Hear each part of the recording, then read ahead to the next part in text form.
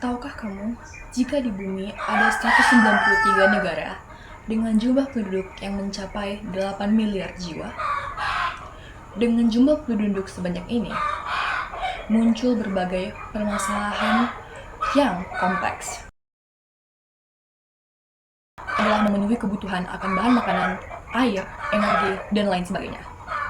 Selain itu, aktivitas pemenuhan kebutuhan ini juga menimbulkan permasalahan lingkungan, seperti contohnya ialah perubahan iklim dan polusi.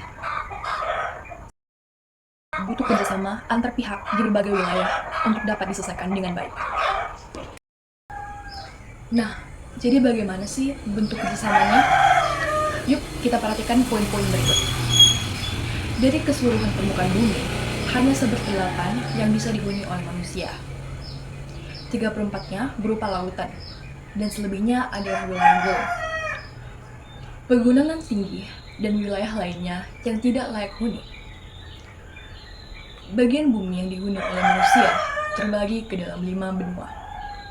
5, yaitu benua Asia, Afrika, Eropa, Amerika, dan Australia.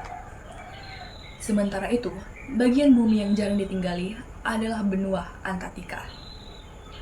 Mengapa? Karena kondisi iklimnya yang sangat-sangat dingin. Jadi, saudara-saudari, bagaimana dengan keragaman alam dan masyarakat di dunia? Dilihat dari luas wilayahnya, benua yang paling besar adalah benua Asia, tempat yang kita tinggali. Sedangkan yang paling kecil adalah benua Australia.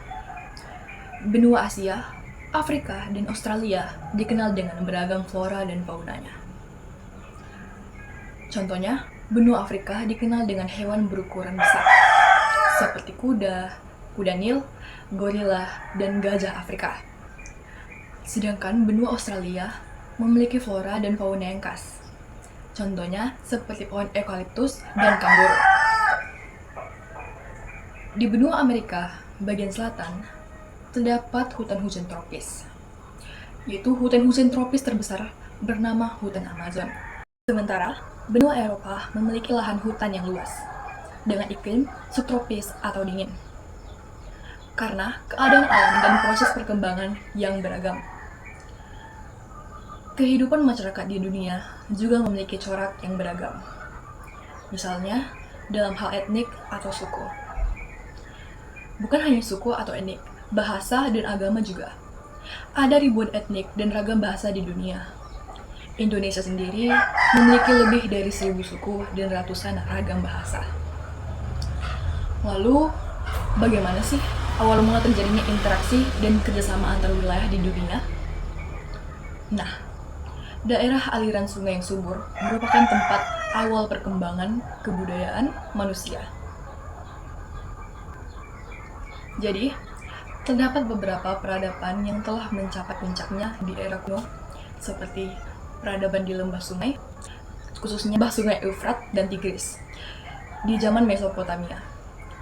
Lembah sungai Indus juga termasuk di daerah Mohenjo-daro dan Harappa. Kemudian lembah sungai Nil di Mesir dan lembah sungai Huanghe di Tiongkok.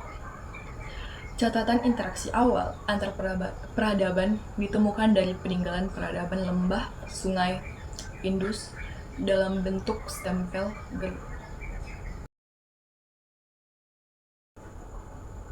Ratusan hingga ribuan tahun kemudian, peradaban semakin berkembang dan melahirkan jalur perdagangan yang sangat ramai, yaitu sebuah rute yang dikenal dengan nama Jalur Sutra, yang membentang dari wilayah Asia hingga ke wilayah Eropa.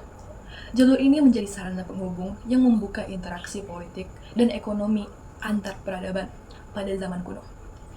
Interaksi dan kerjasama berbagai wilayah di dunia terus berlanjut pada masa-masa setelahnya. Era kolonialisme Eropa dan perkembangan industri kemudian menjadi pendorong semakin terhubungnya antar negara di dunia dalam jaringan global atau globalisasi. Lalu, bagaimana kerjasama internasional pada masa sekarang? Saudara-saudara, kerjasama internasional merupakan hubungan baik antara dua negara atau lebih yang memiliki kesepakatan tertentu untuk saling memenuhi kebutuhannya. Penyebab terjadinya kerjasama internasional adalah adanya keterbatasan kemampuan dari suatu negara untuk menghasilkan produk yang dibutuhkan. Adanya situasi tertentu yang dapat mengancam keamanan bersama atau adanya persamaan kepentingan terkait bidang tertentu. Beberapa dampak positif dari kerjasama internasional adalah mempererat persahabatan, meningkatkan pertumbuhan ekonomi, dan kemudian mendorong alih teknologi. Jadi, ada beberapa bentuk kerjasama antar negara. Pertama, kerjasama bilateral, yakni kerjasama yang dilakukan oleh dua negara. Contohnya, kerjasama antara Indonesia dan Jerman untuk mengekspor hasil perkebunan, seperti kopi, teh, tembakau, dan minyak sawit. Kedua, ada kerjasama regional, yakni kerjasama yang dilakukan oleh berbagai negara atau beberapa negara di satu kawasan tertentu. Contohnya adalah ASEAN di Asia Tenggara, APEC di Asia Pasifik, atau Uni Eropa di Eropa. Lalu yang ketiga, ada kerjasama multilateral, yakni kerjasama antara beberapa negara di berbagai kawasan di dunia dengan skala global. Contohnya adalah United Nations atau UN, atau Perserikatan Bangsa-Bangsa atau biasa kita sebut PBB, kemudian World Trade Organization WTO, dan Organisasi Islam atau OKI. PBB merupakan kerjasama organisasi antar negara yang paling besar. Pada tahun 2015, seluruh negara anggota PBB menyepakati program yang bernama Sustainable Development Goals atau SDGs, atau biasanya Tujuan Pembangunan Berkelanjutan (TPB), yang mulai berlaku sejak tahun 2016. Harapannya di tahun 2030 nanti tercapai kualitas kehidupan masyarakat dunia yang lebih baik dalam aspek ekonomi, terlebih ekonomi sosial maupun lingkungan. Melihat koleksi permasalahan global dari potensi besar dari kerjasama, bahwa kolaborasi antar negara adalah kunci untuk menciptakan masa depan yang lebih baik bagi seluruh umat manusia di dunia ini.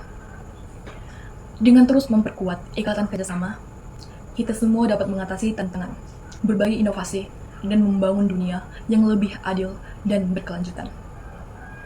Baik, saya Manuel Lambarita dari kelas 9H, izin mengucapkan terima kasih. Sekian penjelasan materi IPS dari saya.